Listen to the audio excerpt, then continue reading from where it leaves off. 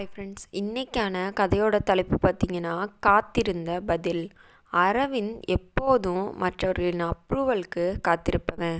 அவங்க என்ன சொல்வாங்க, இது சரியாக தெரியுமா, இந்த 2 கேள்விகள் தான் அவன் வாழ்க்கையை இயக்கிட்டு இருந்துச்சு.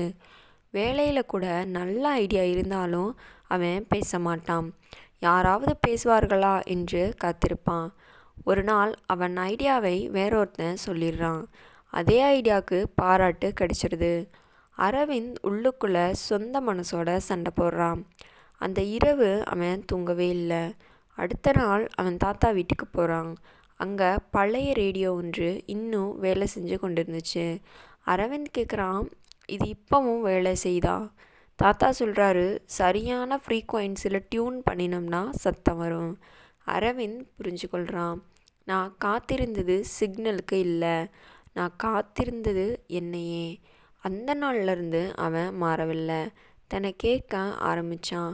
மீட்டிங்கில் பேசினான். பயம் இருந்தாலும் முன்னேறினான். சிலர் ஒத்துக்கொள்ளவில்லை, சிலர் சிரித்தாங்க.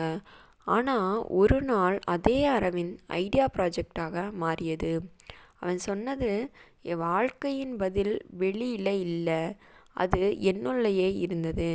இதுலேருந்து நமக்கு கிடைக்கிற பாடம் என்னன்னு சொல்லி பார்த்தீங்கன்னா, உலகம் உனக்கு அனுமதி தர வரணும்னு காத்திருக்காத, நீயே உனக்கு அனுமதி கொடு.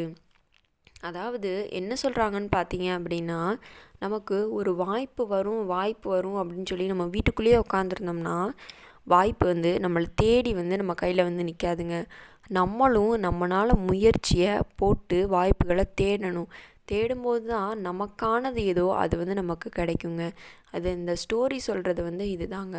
இந்த மாதிரி உங்கள் வாழ்க்கையில் நீங்கள் ஏதாவது தேடி போய் கற்றுக்கிட்டீங்க அப்படின்னா அதையும் கமெண்ட் செக்ஷனில் ஷேர் பண்ணுங்கள். நாளைக்கு வேறு ஒரு வீடியோவில் உங்களை பார்க்குறேன். Bye friends.